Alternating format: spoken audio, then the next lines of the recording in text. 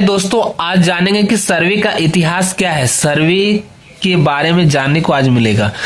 अंग्रेजों के राज के पहले मुसलमानों के राज में जमीन की कोई ऐसी व्यवस्था नहीं की गई थी जिससे जमींदार अपने जमींदारी की जमीन एवं किसान अपने खेती की जमीन को पहचान सके।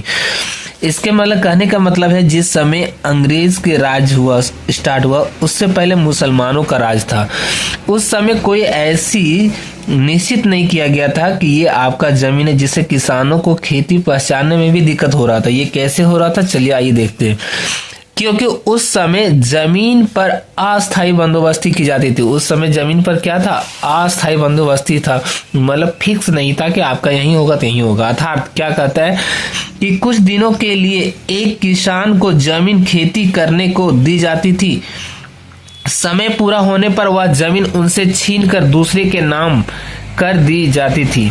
मतलब आज आपको यहाँ दिया है खेती करना कि यही करना है, तो समय पूरा हो जाएगा 2-3 साल जितना होगा, उसके बाद उसको छीन कर दूसरे को उसको दे दिया जाता था। मतलब अस्थाई नहीं था, कर दी जाती थी। इस कारण वे जमीन की उपज बढ़ाने के लिए कोई उपाय नहीं करते थे।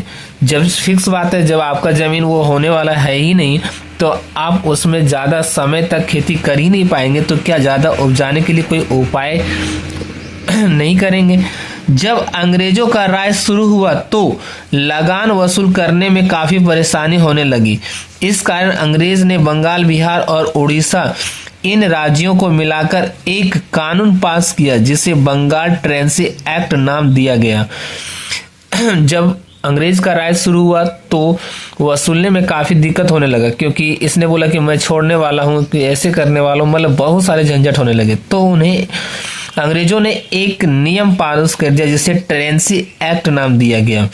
इस कानून के अंतर्गत जमीन पर राइतों को अस्थायी अधिकार दिया गया कि आपको यहाँ दिया जा रहा है तो आप यहीं रहेंगे।